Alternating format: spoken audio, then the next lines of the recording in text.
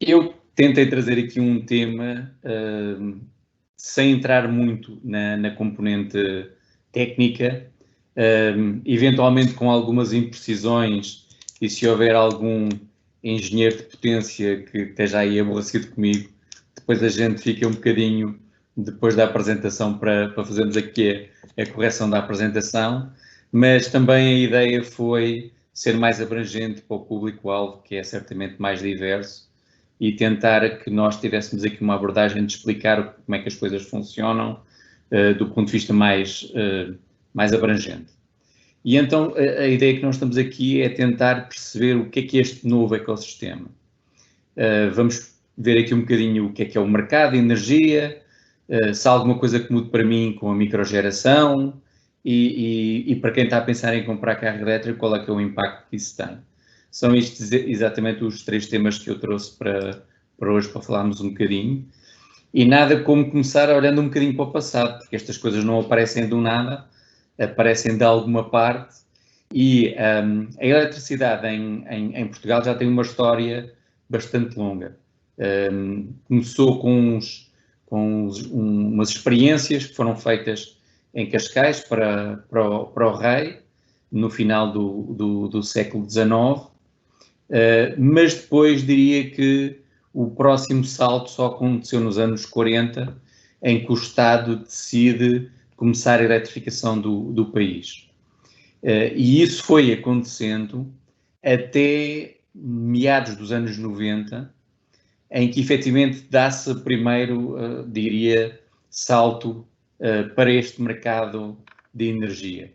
Foi com a privatização e separação destes principais participantes no mercado, que era a EDP, que na altura estava e existia como um todo, e a REN, que já tinha alguma responsabilidade das redes.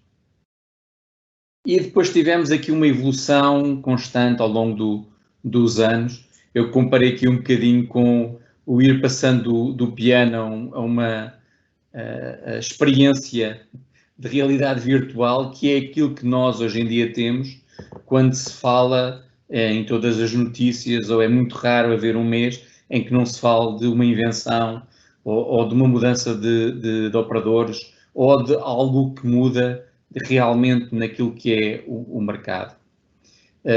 E eu, em particular, tive uma participação direta naquilo que foi a criação do mercado ibérico em 2006, em que efetivamente aqui na Península Ibérica decidiu-se, em termos governamentais, de criar um mercado em que os operadores sejam comuns.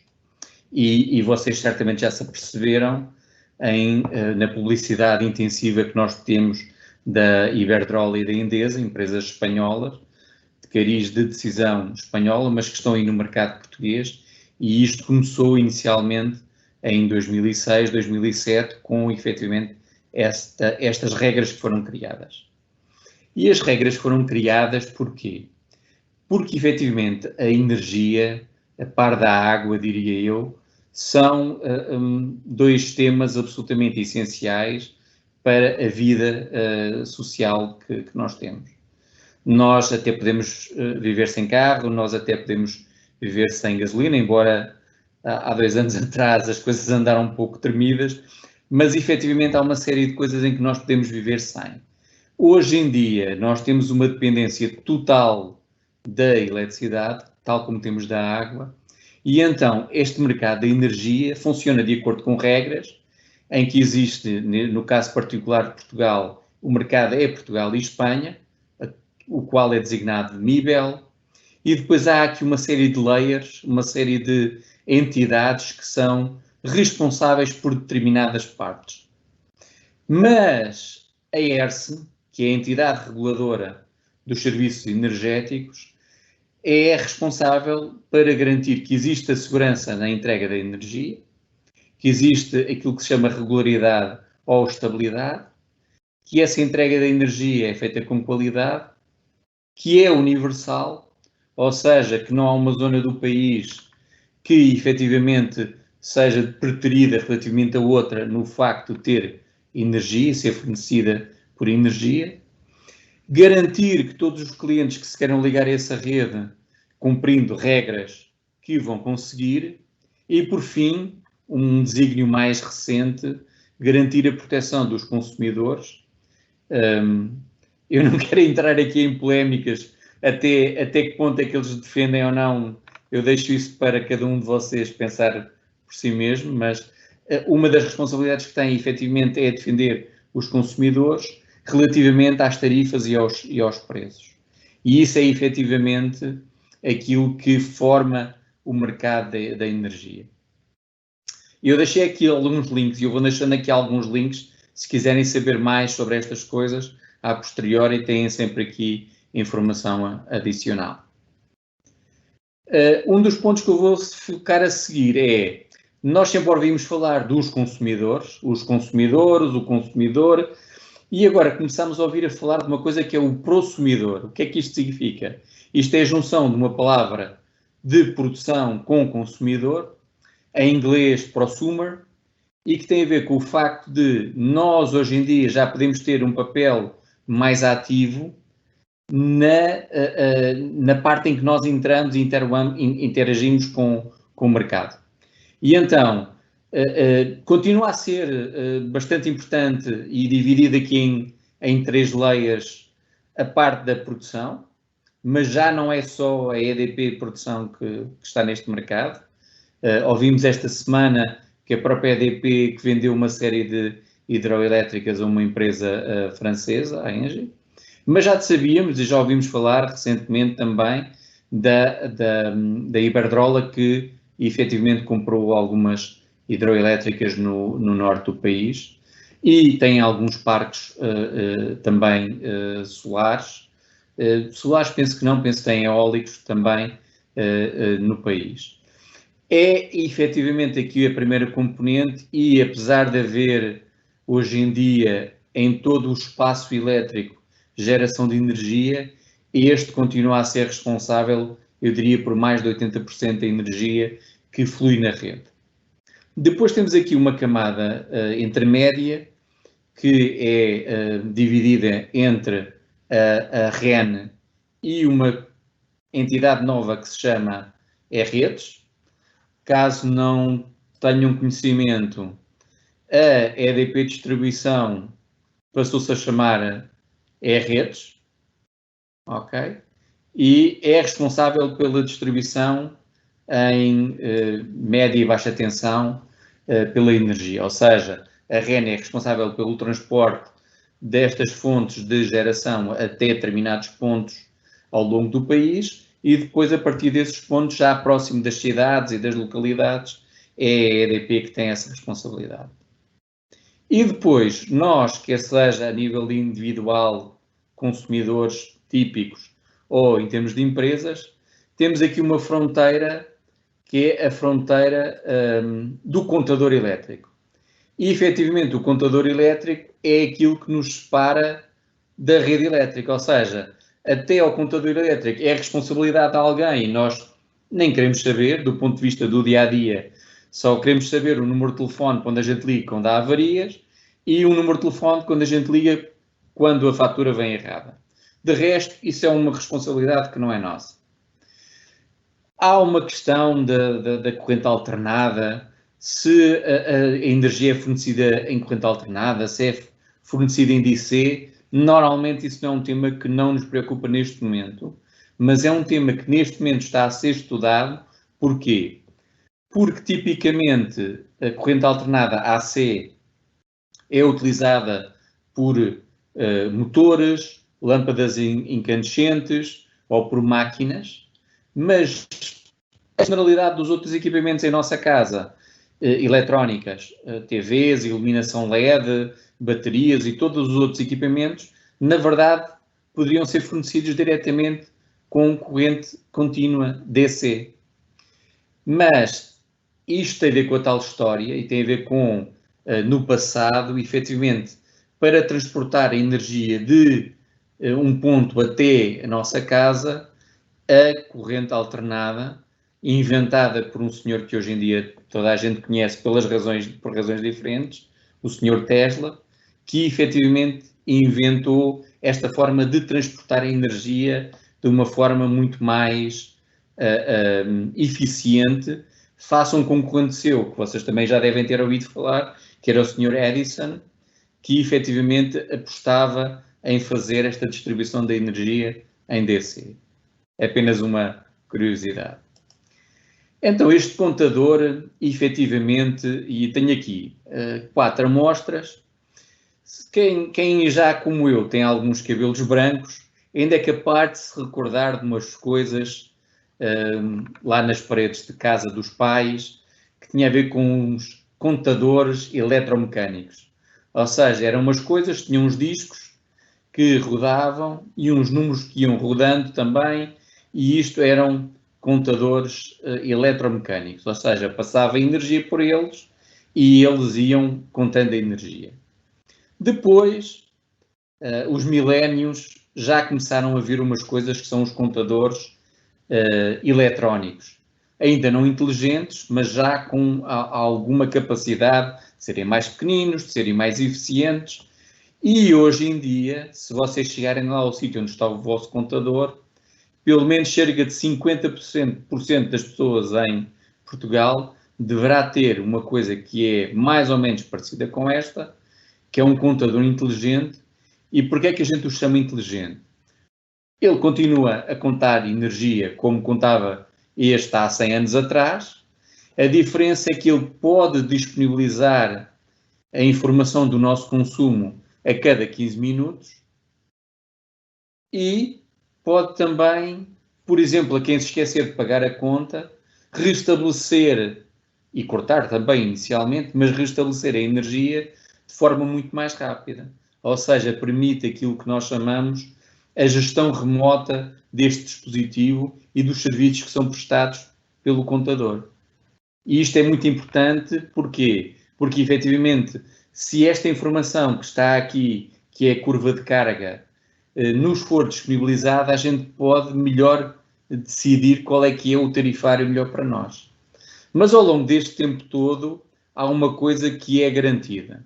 É que a lei de Ohm, que nós aprendemos no 7º ou no 8º ano, de escolaridade, continua a ser válida. Ou seja, temos aqui uma fonte de energia que vem da tal EDP distribuição, da E-redes. Temos aqui uma coisa chamada ER, que pode ser uma lâmpada ou pode ser uma máquina de lavar, tanto faz a complexidade. E dizemos que, efetivamente, o nosso consumo, a potência consumida, é aqui a tensão que nós temos à entrada da nossa casa, que é 230 volts, por um valor, por exemplo, 10 amperes, em que, se nós tivermos então uma lâmpada de 100 watts a trabalhar durante 10 horas, consumimos o equivalente a 1 kWh, o que andará, em média, em cerca de 20 cêntimos por este consumo de 10 horas seria 20 cêntimos se nós só utilizássemos esta lâmpada. Aqui é um bocado o esquema que estavas a referir. Portanto, temos o nosso contador inteligente, que tem aqui uma tensão, tem uma tomadita, e com uma tomada nós podemos aqui ligar determinadas cargas, e neste caso, neste exemplo, seria uma lâmpada de 100 watts. Então, mas isto como é que nos ajuda a perceber que potência é que a gente tem que contratar? Existem vários valores e vocês na vossa fatura têm mensalmente esta indicação de qual é que é a potência em baixa tensão normal que vocês devem contratar. E este desenho que aqui está é um bocado exemplificativo de quantos elementos ou quantas cargas em simultâneo é que eu vou precisar de utilizar. Ou seja, se eu tiver 20 máquinas de lavar a roupa, certamente não vão precisar da mesma potência do que se eu tiver só uma. Mas aqui a pergunta do milhão é, mas em simultâneo quanto é que eu vou precisar? Tipicamente, a maior parte das instalações normais, a contratação desta potência, 3,45, é o suficiente. Em casas mais antigas, casas T1s no bairro Alto, ainda poderá haver 1.15, até muitas vezes associadas àquelas tarifas que se já ouviu nos noticiários falar de tarifas sociais, mas se efetivamente aquilo que nós vamos exigir em termos de simultaneidade aumentar, aí nesse caso temos que ir para potências superiores e obviamente que isso tem um impacto no custo. Mas é só uma parte de impacto, já vamos ver mais. Mas se nós estivermos preparados para mudar os nossos hábitos, ou seja, se nós não colocarmos todas as máquinas a funcionar ao mesmo tempo e todas a funcionarem ao meio-dia, nós podemos aqui conseguir ter algumas baixas no custo. Não estamos a falar em fraude, estamos a falar em utilizar aquilo que se chama uma tarifa simples, ou bi-horária, ou tri-horária. Eu, pessoalmente, tenho muita coisa na cabeça ao mesmo tempo e não consigo fixar muitos números. Para mim, um bi-horário de ciclo diário é o mais fácil. Porquê? Eu só tenho que decorar duas coisas. Que é mais barato utilizar a energia entre as 22 e as 8 da manhã. Embora o bi-horário tenha aqui mais coisas misturadas, na verdade, a única coisa que eu preciso fixar é entre as 22 da noite e as 8 da manhã, quer seja verão ou inverno, este é o período que é mais barato para mim. E assim, com uma regra simples, eu consigo otimizar os meus custos de energia e contratar também a potência que eu necessito mais, espalhando ao longo do dia os meus consumos e da noite, se eu considerar 22 horas já à noite. Se vocês quiserem ter mais detalhe destas coisas, há aqui mais um site, que é o poupaenergia.pt, que poderá ajudar.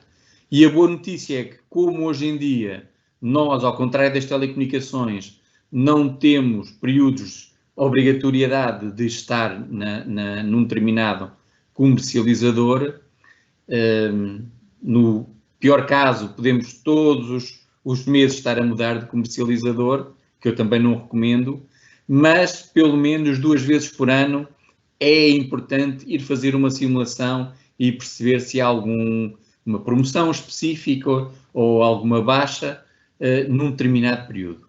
Porque efetivamente, e eu fiz uma simulação para efeitos desta apresentação hoje, eu estive aqui a fazer uma simulação que foi, num período de 12 meses, eu contratei, ou quero contratar, uma potência de 3,45. Eu sei que eu tenho os meus hábitos mais ecológicos e que vou utilizar no período da noite, entre as tais 22 e as 8 da manhã, o dobro da energia de consumo durante as 8 da manhã e as 10 da noite. Eu já sou poupadinho nesse sentido e então quero simular quanto é que isso vai custar. Ora bem, se nós formos aqui ver isto, é meramente exemplificativo, não estou aqui a dizer que a Galp é mais barato que a EDP. Aquilo que se pretende com estes logotipos é por simplesmente vos dizer que a Galp, que nós conhecemos das bombas de gasolina, efetivamente também fornece energia elétrica, que a EDP é a EDP comercial que nós estamos aqui a falar, não é a EDP da distribuição que eu falei antes, e que há outros operadores, como é o caso da Alfa, da Golden Energy, da Movo, sei lá, existem mais de 100 operadores hoje em dia, comercializadores, na nossa, alguns são mais regionais, outros são nacionais, mas, mais uma vez, vir aqui ao simulador da ERSA e fazer aqui uns cálculos e ver, neste exemplo concreto, e tendo em conta que há aqui umas promoções e há aqui uns valores diferentes, no caso da Galp seria mais barato, substancialmente, em termos do valor anual, daria para fazer uma jantarada com os amigos se nós optássemos por um face ao outro. Mas há aqui uns valores, que era estes que eu vos queria chamar a atenção, que são muito relevantes. E porquê? Porque a nossa fatura elétrica é composta por 3 componentes.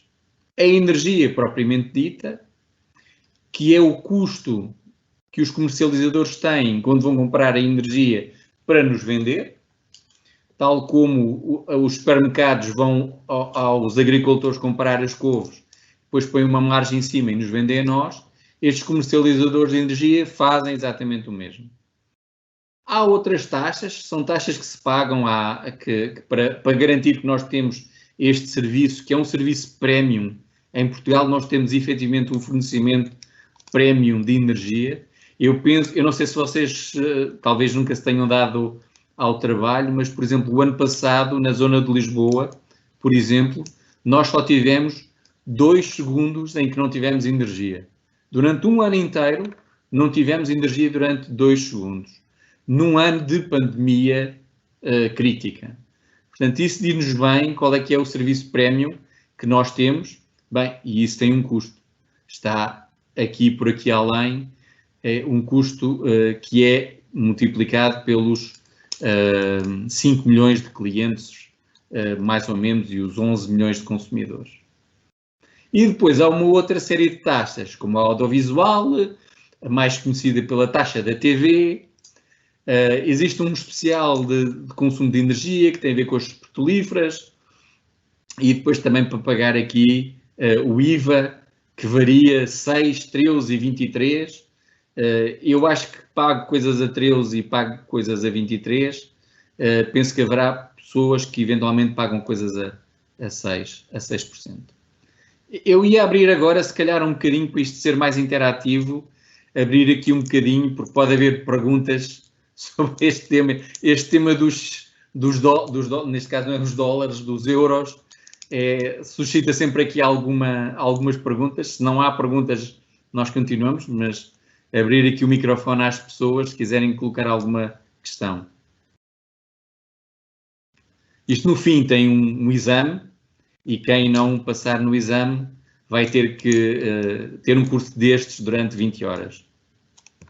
Estou a brincar. Perguntas? Dúvidas? Paulo, eu entretanto vou aproveitar aqui para colocar uma questão. É Soraya. Aqui, relativamente a este simulador, quando se vai ao site, é sempre necessário pôr os valores tanto da potência, portanto, do aluguer do contador, por assim dizer, assim como a potência, e o valor que nós pagamos por o kilowatt, é isso? É sempre necessário. Só é preciso colocar o consumo, o valor não, o valor é a aplicação que nos dá. Okay. Nós só precisamos saber em que sítio é que nós estamos a consumir, se é Lisboa. Lisboa é diferente de Braga, porque tem operadores diferentes, portanto é preciso dizer que estamos em Lisboa, é preciso dizer qual é que é a potência que queremos contratar. Isto tem a ver mais ou menos com a dimensão da casa. Eles até perguntam, alguns simuladores dizem se vivem 2 pessoas, se vivem 6 pessoas em casa, porque efetivamente há uma ideia de consumos diferentes, ou seja, se eu tiver 6 pessoas em casa, se calhar preciso usar mais vezes a minha máquina de lavar a roupa. E, portanto, eles, com base nessas perguntas, tentam chegar aqui a algum valor. Mas, caso contrário, e se eu já tiver, e se calhar as pessoas todas que estão aqui já têm uma fatura, a última fatura, vão à última fatura e na última fatura vão encontrar esta potência contratada, a que têm atualmente, e depois num campo que diz leituras, normalmente eles não têm as leituras anuais, como eu fiz aqui, têm as leituras mensais, que poderão ser 100 kW em ponta e fora do vazio 200 kW também, e colocar lá esses valores e então o simulador dá-nos a melhor, ou dá-nos todas as simulações com cada um dos comercializadores que a gente tem. Mas só precisamos saber o consumo mensal que está na fatura que nós recebemos hoje em dia e a potência contratada. O resto do simulador faz tudo. Respondi à pergunta? Sim, obrigada. Nada. Mais à pergunta de alguém? Eu, por acaso, tive para trazer a minha fatura para vos mostrar onde é que isso se encontra, mas eu posso depois acrescentar um slide a posteriori para vos mostrar onde é que vocês podem encontrar estes valores, que não são sempre os mesmos, ou seja, por exemplo, se alguém tiver trifásico em casa, o mínimo trifásico já não é 3,45, penso que já é 5, qualquer coisa, que era aquele valor 5,75. Portanto, normalmente quem tem ar-condicionados em casa, os ar-condicionados têm motores, os motores precisam de corrente alternada trifásica e então o trifásico mínimo penso que já não é 3,45, já se tem que ir para um valor imediatamente superior. Mas todos estes valores que vocês precisam para fazer simulação estão na vossa fatura da eletricidade. Mais alguma pergunta para já? Ótimo. Então seguimos. Mas eu ouvi falar que efetivamente eu agora posso ter aqui uma coisa chamada microprodutor ou autoconsumo. O que é que isto significa? Em primeiro lugar, há aqui muitas dúvidas relativamente a isto. Autoconsumo não significa necessariamente que eu ponha aqui uns painéis solares em minha casa e que toda a energia que eles vão recolher do sol, se forem painéis solares, vai ser para a utilização da minha casa. Não. Isso não é efetivamente verdade de 100%. Porque se eu puser painéis solares durante o dia e durante o dia não tiver ninguém em casa, nem tiver máquinas a trabalhar, essa energia que está aí pode sair pela rede e estar a ir para a casa dos vizinhos e a ser consumida pelos vizinhos.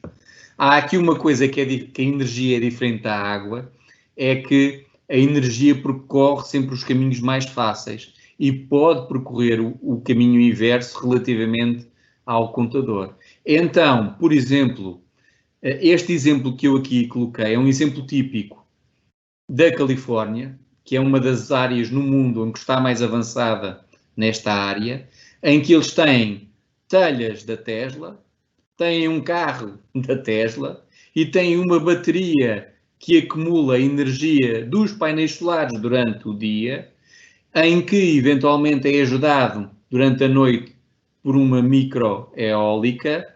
Para quê? Para carregar o carro durante a noite e utilizar em casa para sair. Ou seja, isto é típico de uma casa californiana, mas pode ser usada já hoje em dia. Ou seja, nestes renováveis na hora.pt, vocês podem se registar, fazer um investimento e vender energia à rede, sendo aí não autoconsumo, mas microprodutores. Há aqui umas restrições, nomeadamente vocês não podem fornecer mais de 50% do que a potência contratada, com este limite, ou seja, se nós voltarmos aqui atrás, o limite de 5,75 significava que eu tenho que ter mais de 10,35 de potência contratada para consumo, para que 50% desta energia seja 5,75 kW.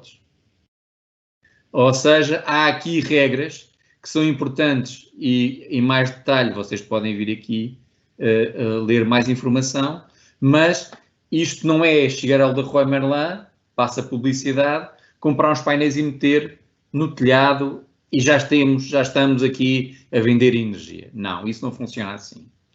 E efetivamente, se forem comprar a uma loja de retalho painéis solares, vocês estão em autoconsumo, mas se não fizerem mais qualquer coisa dentro de vossa casa, não é garantido que a energia que estão a recolher do sol seja efetivamente gasta por vocês.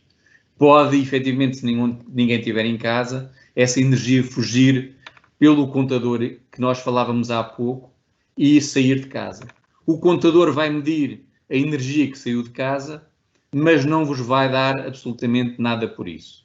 Se vocês se registarem como microprodutores e se respeitarem estas regras todas, aí sim é extremamente vantajoso e enquanto que o consumo em termos médios, custa 20 cêntimos, vocês, como microprodutores, têm um benefício de receber com quem vocês fizeram o acordo, um comercializador, de receber cerca de 60 cêntimos, ou seja, 3 vezes mais. O que significa que há aqui um study cases que diz que em 5 anos vocês conseguem rentabilizar estes painéis solares e a partir daí é tudo margem. Não esquecer que a margem tem a ver com vocês garantirem que mantêm os painéis solares limpos, que efetivamente têm manutenção dos inversores, que é um equipamento elétrico que está por trás dos painéis para se poder ligar à rede elétrica, que eu vos falei que era em alternada, e os painéis solares funcionam em corrente contínua. Há aqui uma série de outros temas mais ou menos complexos que têm que ser tidos em conta. Mas, na generalidade, é uma boa opção, sim senhor, quem tem uma casa e colocar estes painéis solares, desde que tenha aqui uma bateria, que não é uma bateria daquela bateria dos carros, tem que ser uma bateria que saiba carregar quando está a receber energia dos painéis solares e descarregar para um carro elétrico ou para dentro de casa quando está a ser solicitada para o fazer. Então, e posso escalar isto? Sim. Foi regulamentado, penso eu, há 2 anos, mas em detalhe o ano passado, aquilo que se passou a designar como uma comunidade de energia renovável, e o que significa que dentro de um condomínio eu posso ter mais energia do que aqueles 50% que eu falava há pouco, posso vender esta energia ou posso subcontratar a alguém que vai fazer a instalação de todos estes equipamentos e que me vai dar uma rentabilidade sem me preocupar com nada destas coisas. Ao fim e ao cabo, estou a fazer um outsourcing desta gestão de energia que começa a ser complicada, que já exige sistemas mais ou menos complexos para gerir todos estes sistemas que estão aqui à volta, mas continua a ser muito eficaz. Mal comparando isto, é como ali nos anos 90 teve muito na moda termos uma antena dos operadores de telecomunicações e os operadores de telecomunicações, porque tinham a antena em cima do meu prédio, pagavam os custos do condomínio durante o ano inteiro. Aqui, mal comparando, para vocês compreenderem, é isso que se está a fazer, ou seja, não faço o investimento, não faço a instalação dos aerogeradores ou dos painéis solares, é uma entidade terceira que o vai fazer, mas dá-me uma parte desse benefício que eles vão obter pela venda aos comercializadores ou diretamente à REN, dependendo do nível de potência, como é no caso, por exemplo, de algumas indústrias. Há uma indústria muito conhecida, cimenteira e papel, que vocês já devem ter ouvido falar, que são grandes consumidores de energia. Mas também são, ao mesmo tempo, grandes produtores de energia. E esses têm regras diferentes e que essas regras têm sido mudadas muito mais frequentemente, em que se chamam comunidades energéticas industriais ou também produtores de energia independentes. E as regras são completamente diferentes e eu penso que nenhum de vocês tem uma fábrica nas traseiras da vossa casa e não vou perder muito tempo com isto, mas só para terem uma ideia que efetivamente há aqui níveis diferentes, começando pelas casas, aos condomínios e às fábricas. O outro tema que eu trouxe para hoje foi efetivamente o tema aqui da parte da mobilidade elétrica.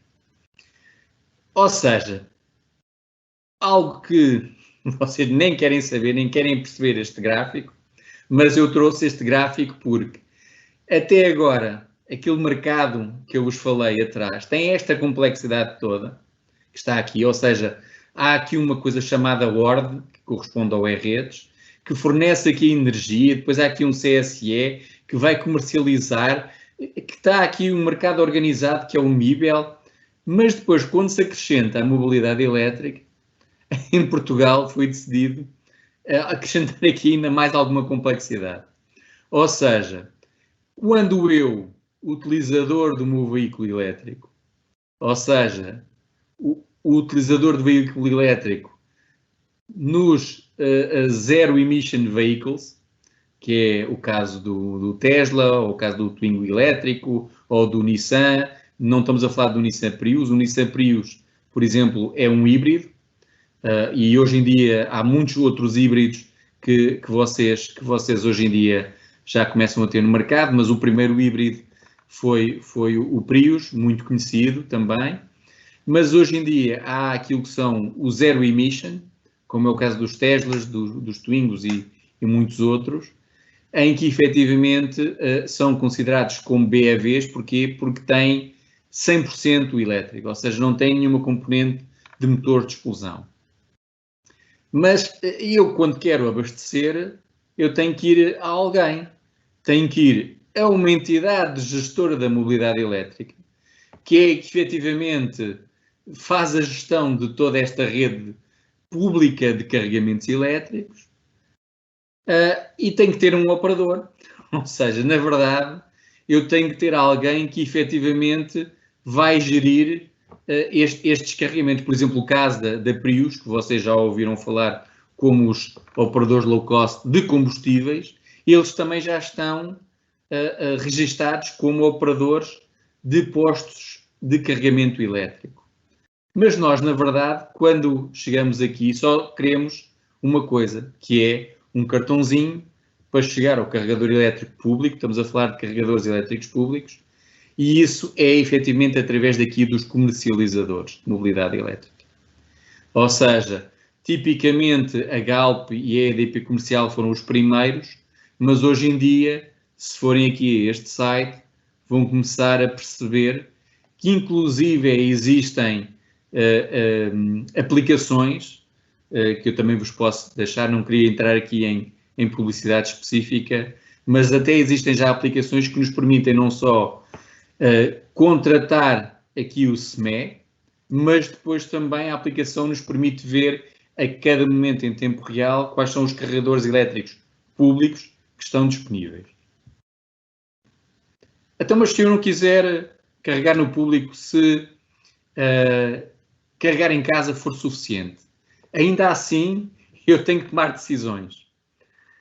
Ou seja, vou carregar o meu carro elétrico numa tomada do tipo Chuco ou vou carregar numa wallbox? Existem justificações para tomar uma ou outra decisão.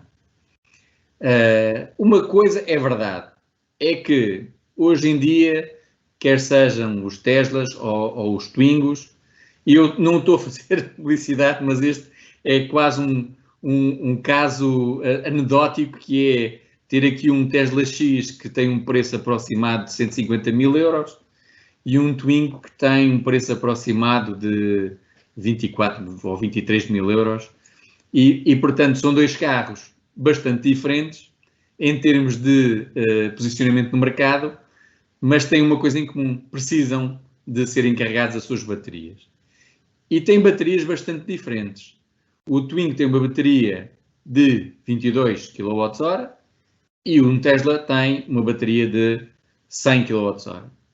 E é um dos fatores responsáveis também pela grande diferença de preço, não só, mas também. E depois há aqui algumas medidas que os fabricantes nos dão para nós decidirmos como é que vamos carregar o carro. Primeiro, há aqui umas recomendações que temos de ter em conta, ou seja, isto é um cabo de tipo 2 que vai até aos 32 amperes, isto tem a ver com a potência, em trifásico, neste caso, e este é um outro cabo que se liga a uma tomada normal. Deste lado liga-se aqui a esta tomada na parede e deste lado liga-se aqui ao carro elétrico. Mas se nós fizermos umas continhas, normalmente estes adaptadores estão limitados a 10 amperes por questões de segurança, porque não é possível garantir que todas as casas estejam preparadas para estes níveis de potência. E então temos aqui, atenção, que é ao 230 em monofásico ou 400 em trifásico, que, por exemplo, se eu tiver um quadro elétrico dos tais 3.45, significa que eu não posso carregar mais do que estes 10 amperes a 2.3 kW, arredondando que há perdas sempre nos cabos e nas baterias e em todo este ecossistema. Então significa que para uma bateria do Twingo, para estar completamente carregada, eu demoraria 11 horas. E num caso de um Tesla X, que tem uma bateria de 100 kW, para estar completamente carregada, eu demoraria 50 horas.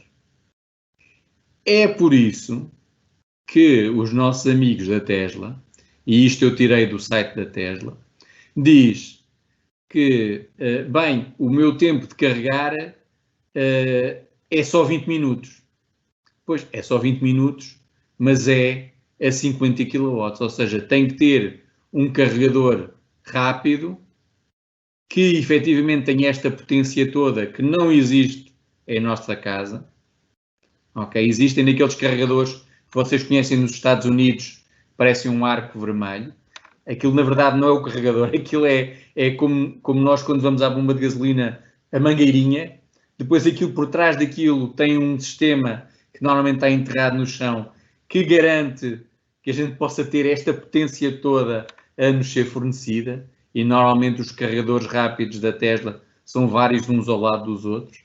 Portanto, há muita coisa que está um bocado escondida pelo aquele papel muito bonito que o marketing tem, mas efetivamente, para se conseguir ter estes carregadores rápidos, há uma série de tecnologia que tem que ser garantida, que nós não conseguimos ter em nossa casa, mas já conseguimos ter em nossa casa os 7.4, indo para uma potência mais elevada, eventualmente de 22 kW, e aí já conseguiria carregar em 120 minutos, o que já não seria muito mau.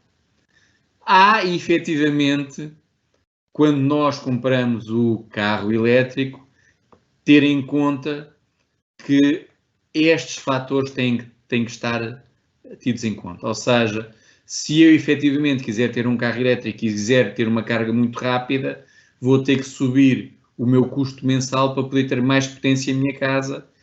O custo que está aqui é verdade, este é o custo da energia, mas como vos falei mais atrás, o custo da energia é apenas uma componente do custo da energia. Há outra componente que é o acesso à rede e isso aumenta conforme a potência contratada que eu vou ter.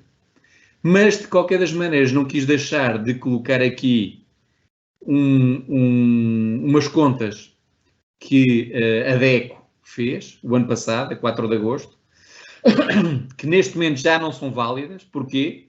Porque todos os anos em janeiro há uma renegociação de tarifas da ERSE com os comercializadores, com a E-Redes, com a REN, e portanto estes valores mudam, podem até mudar 10, 20%, mas, e efetivamente, só para verem que efetivamente no meu carro, por exemplo, cada vez que eu carrego para 800 km, eu gasto cerca de 80 euros.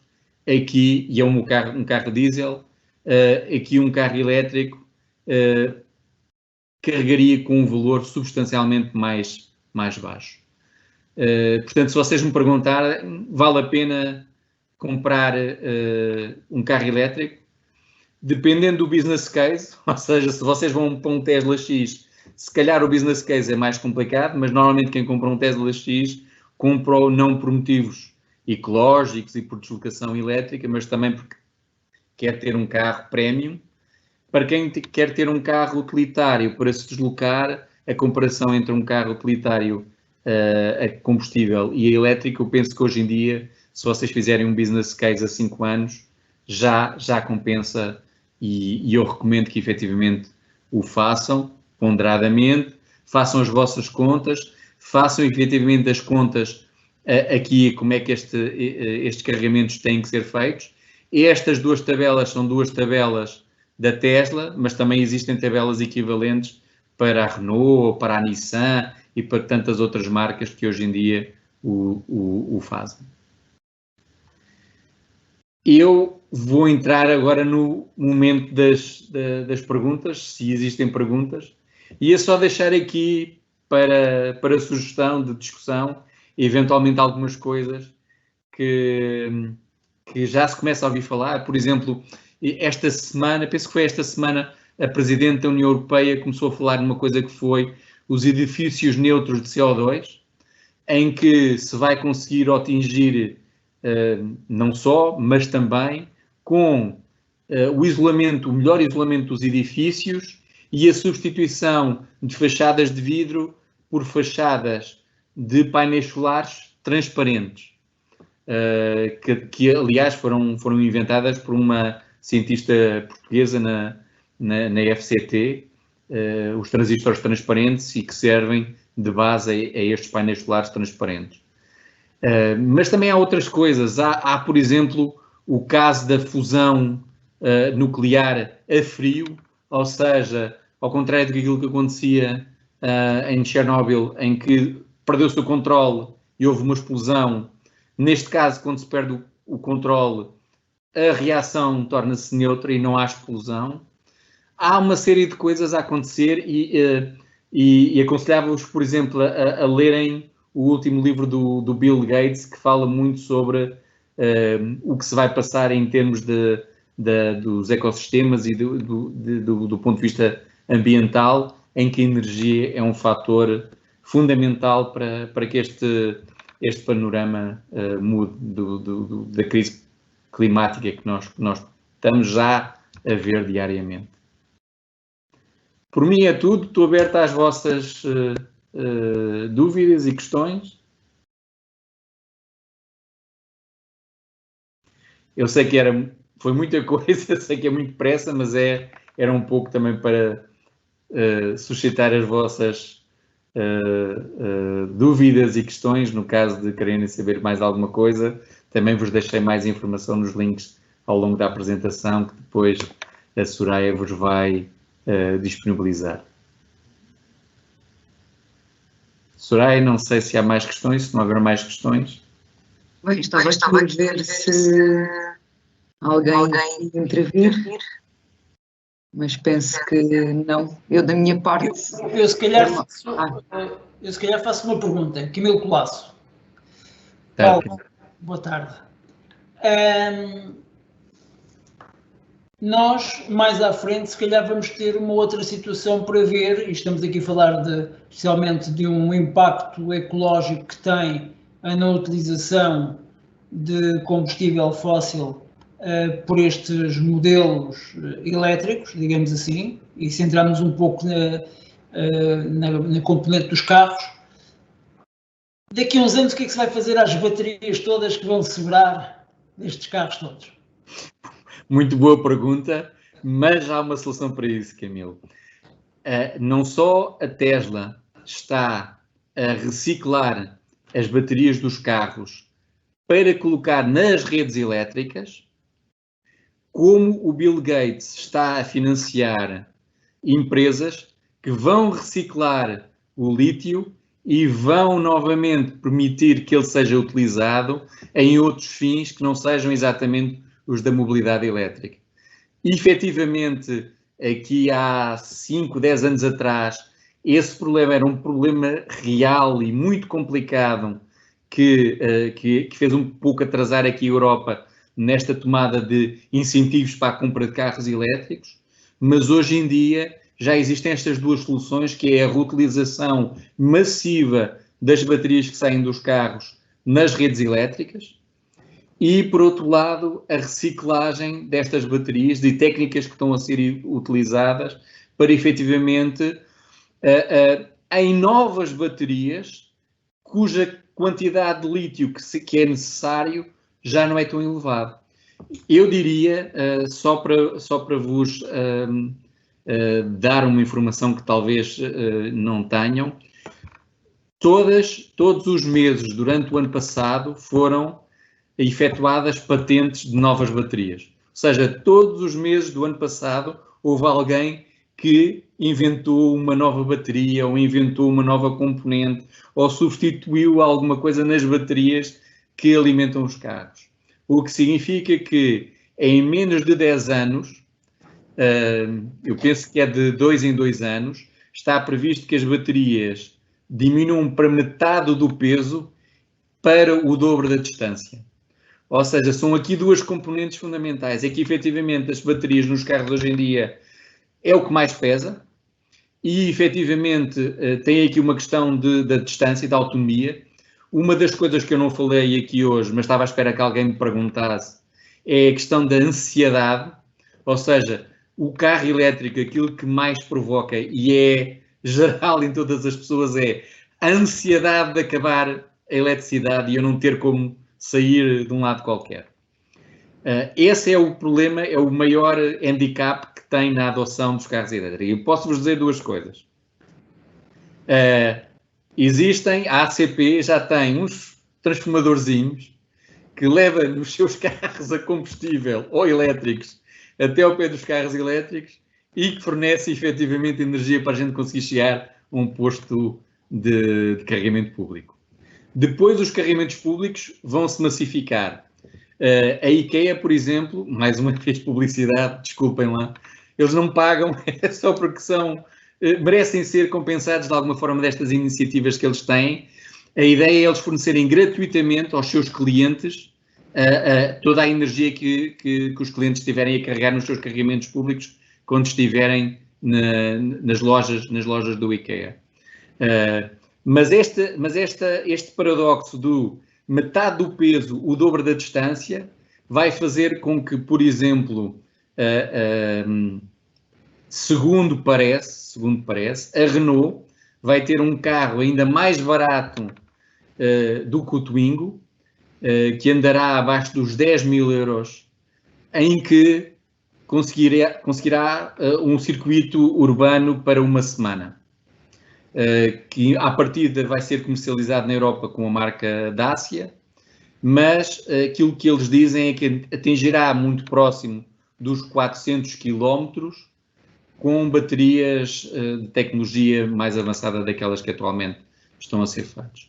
Ou seja, efetivamente, o lítio era até há bem pouco tempo um grande problema. Não só o lítio, como todas as outras componentes, como o cobalto, como outras componentes que fazem parte das baterias líquidas, em que efetivamente estão a ser mudadas e estão a crescer de uma forma exponencial as patentes e a inovação nessa área. Infelizmente a minha filha está em nanotecnologia e optou por ir estudar ossos. Eu já lhe disse que ela se vai arrepender. Em vez de estudar ossos, devia estudar baterias, mas pronto, acontece aos melhores. Mais perguntas? Não sei se, Camilo, se eu respondi. Não respondeste, apenas a questão da ansiedade. Olha, para mim não, porque eu já estou habituado a andar com o carro até às últimas consequências e quando faltar gasolina alguém me leva um jerrycan. A Nádia sabe o que é que eu estou a falar. Não, de facto, este setor está a ter um investimento brutal. Aliás, a Tesla não é uma companhia de carros, é uma companhia de baterias. De energia. Exatamente. Eu estive a avaliar, digamos, a oferta deles para as casas, porque eles, inclusivamente, têm telhas que podem alimentar a casa toda. Portanto, em vez de termos um telhado normal na nossa telha portuguesa de barro, podemos ter uma telha idêntica a poder dar energia à nossa casa. Este vai ser o futuro, não é? É cada vez mais capacidade com menos tamanho e, portanto, os carros há muitas marcas a investir na grande necessidade, que é muita autonomia e um menor tempo de carregamento. Certo. E efetivamente, e o impacto visual que estas telhas têm é nulo. Hoje em dia eles já fazem exatamente com o mesmo tipo de aparência que as telhas tradicionais, não tanto as portuguesas em si, mas as alemãs, por exemplo, já não se consegue diferenciar uma da outra. É efetivamente uma evolução muito grande. E eu penso que há aqui uma outra variável que pode abanar aqui o setor dos puramente elétricos, que é o hidrogénio, mas claramente até 2050 estes elétricos são, digamos, a tendência de mercado. A partir de 2050 é futurologia. Eu acho que hoje em dia já ninguém, exceto eventualmente o Bill Gates e mais um ou dois visionários, se arrisca a fazer prognósticos superiores a 2 anos. Eu diria 4 anos já se está a arriscar. No setor da energia, como se vê aqui neste roadmap, vão acontecer muitas coisas que já se sabe. Aquilo que o World Bank quer é que até 2050 se chegue a 100% da população mundial a energia elétrica, não numa rede convencional, mas utilizando aqui um misto de cogeração, de geradores, de